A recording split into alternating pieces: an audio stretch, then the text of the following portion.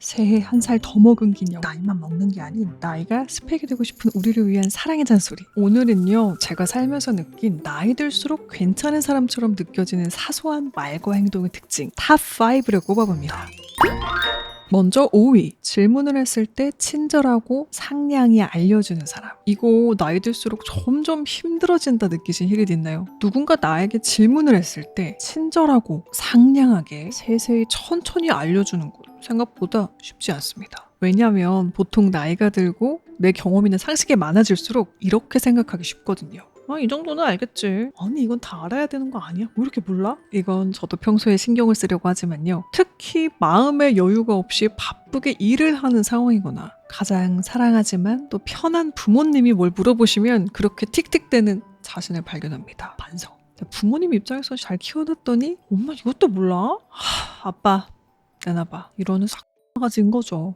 특히 나이가 들수록 점점 이렇게 되는 이유는 무엇일까요? 우리가 점점 아는 것이 많아질수록 지식의 저주에 갇히기 때문입니다. 그래서 우리는 벼가 되어야 돼요.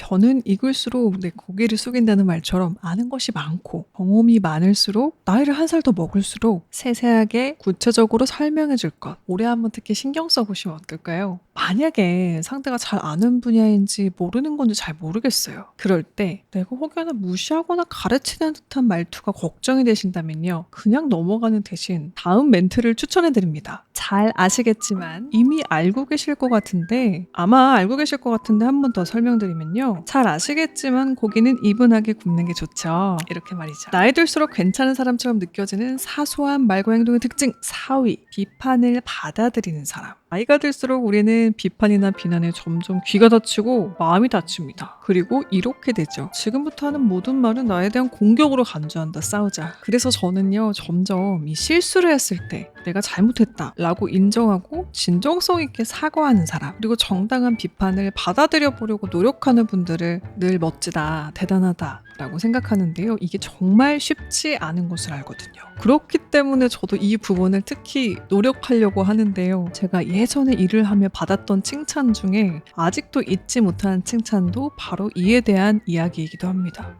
너는 지적에도 감사하다고 하는구나. 너를 좋게 봤다 라고 하는 말을 듣고 이 부분을 더 신경 쓰는 멋진 어른이 되어야겠다 라고 다짐했거든요. 그리고 나이 들수록 느낍니다. 저도 점점 어려워지고 있어요. 그래서 왜 유독 나이가 들수록 이게 어려워질까 고민을 해봤는데요. 보통 나이가 들면 우리가 감정에 반응을 하는 패턴이 생깁니다. 이 감정 반응이 자동화가 되는 거죠. 특히 비판을 받으면 바로 자기 방어를 하게 되는 것처럼. 비판? 공격이다. 자기 방어 모드, 이렇게 자동적 리액션이 나오는 겁니다. 그래서 나이 들수록 자동화된 내 반응 패턴을 고치지 않으면요, 나도 모르게 항상 방어적이고 발전하지 못하는 머무르는 어른이 되기가 참 쉽겠더라고요. 세상은 계속 변하는데 나만 그대로인 것도 참 슬프겠죠. 특히 내 사회적 지위가 높아지거나 주변에 어린 친구들이 점점 많아지잖아요. 그러면 내 주변 사람들이 점점 지적을 안 합니다. 그럼 내가 더 잘났다 생각하면서 부정적인 습관이나 별로인 모습들이 더욱 강하게 굳어지죠. 특히 자기 합리화를 자꾸만 하게 됩니다. 그 상황에서는 어쩔 수 없었어. 네가 내 상황이 되어봐. 그러니까 이제부터는 자동 반사적으로 나를 방어하기 전에 잠깐만 멈춰서 생각해보자고요. 내가 놓친 부분은 없을까? 내가 틀린 부분은 없을까? 물론 나를 지적하는 것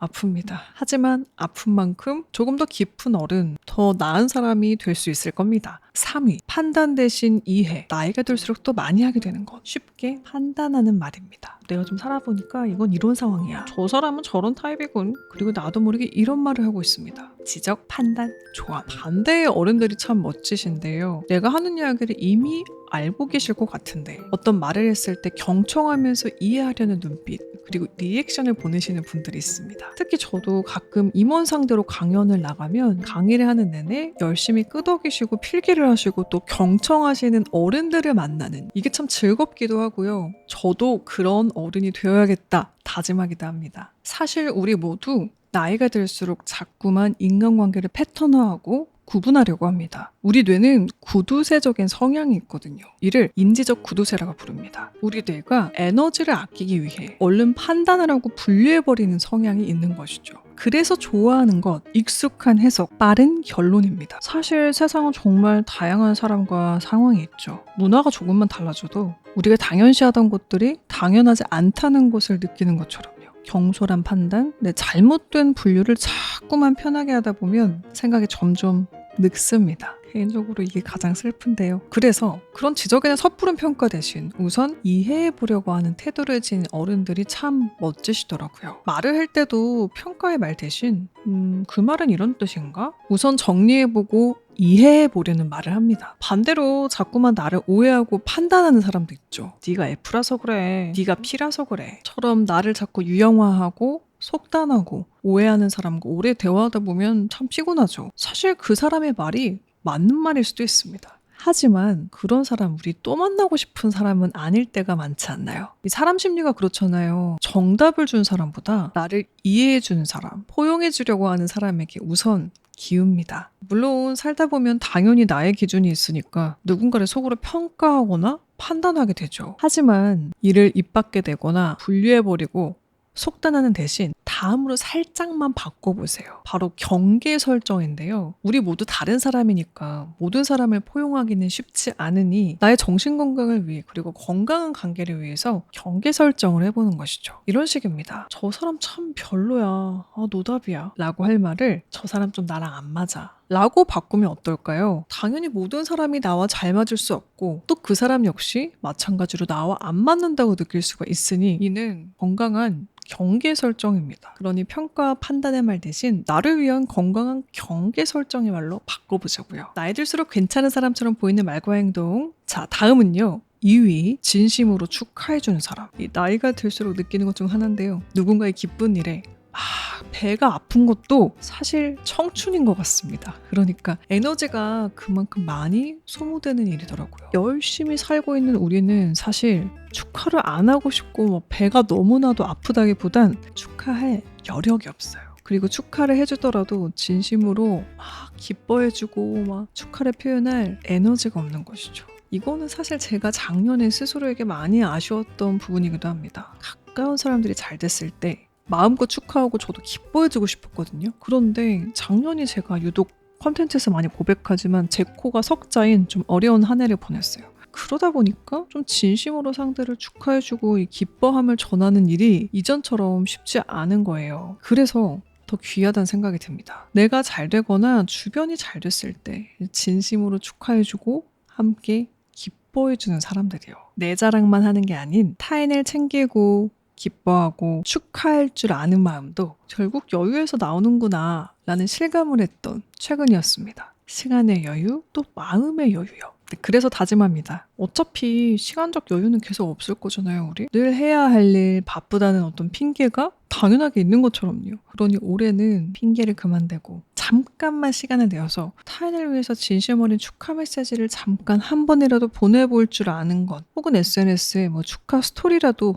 짧게 올리는 마음의 여유를 한번 가져보자고요. 일도 어차피 행복하려고 하는 거잖아요. 타인을 위해서 마음껏 기뻐해볼 권리, 이것도 결국 내가 행복해질 수 있는 어떤 권리가 아닌가라는 생각이 듭니다. 자, 마지막 1위로 뽑은 말과 행동은요. 후배, 사회적 지위 상관없이 다정하게 사람을 대하는 사람. 이 생각을 하게 된 것도 결국 바쁘기 때문이 아닌가 싶었는데요. 바빠. 현대사회이다 보니까 언제부터 많은 것에 기회비용을 좀 생각하게 되었습니다. 그리고 많은 주변 어른들이 자신도 모르게 관계를 맺을 때 어떤 일종의 판단 혹은 계산을 하게 됩니다. 그러니까 엄청나게 머리를 굴리고 계산을 해서 이득이 되면 맞나 아니면 아니야 라기보다는요. 그런 건 아니지만 좀 심플하게 나에게 도움이 되는 사람, 아닌 사람 정도는 구분하는 것 같아요. 이게 직장에서 특히 많이 드러나죠. 나의 인사고과에 영향을 미치는 직장 상사, 그리고 선배들에 비해 나에게 크게 도움될 일이 없는 어린 직장 후배들, 타부서 후배들, 그리고 또 전혀 도움될 게 없다고 여겨지는 스치는 관계의 사람들에게 시간과 에너지를 들여 친절하고 다정하기는 쉽지 않습니다. 근데 이거 여러분도 아마 느끼신 적 있을 건데요.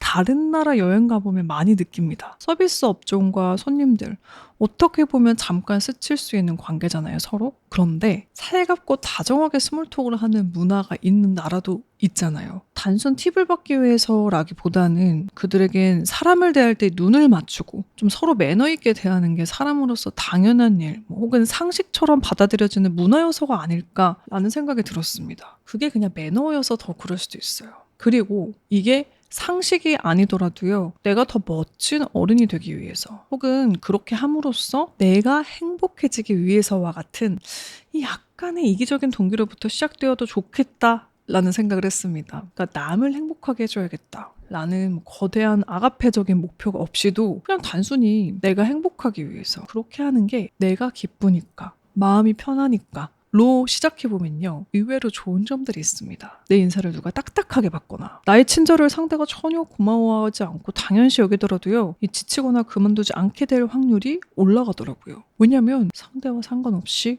나를 위해서 그렇게 하는 거니까요. 물론 또 그렇게 했을 때 나와 비슷한 결의 사람을 만나면 두 배로 행복해서 더 좋고요. 히릿들도 한번 새해에는 타인을 위해서도 좋지만 나를 위해서, 올해는 더 멋진 어른이 되기 위해서 모두에게 조금만 더 다정해 보시면 어떨까요? 아주 약간의 친절한 말투, 그리고 미소 띈 얼굴이면 충분합니다. 오늘 사랑의 잔소리 모처럼 정말 좀 잔소리 같았나요? 그만큼 새해 한 살 더 먹은 우리가 성숙하고 멋진 어른이 되길 바라는 마음을 잔뜩 담아봅니다. 마지막으로 여담, 제 목소리가 혹시 조금 다르다고 느끼셨다면 저 며칠 전까지 독감에 걸려서 꼼짝없이 누워있었습니다. 그래서 우리 히릿들, 멋진 어른, 특히 건강한 신체가 굉장히 중요하잖아요. 우리 특히 더 건강한 2026년으로 올 한 해를 채워봤으면 좋겠습니다. 히릿들 특히 건강하시고 다시 한번 새해 복 많이 받으세요. 자, 그럼 저는 다음 이 시간에 돌아올게요. 오늘도 채널 고정해주신 히릿, 내일도 출근길만 걸으세요. 안녕. 뿅.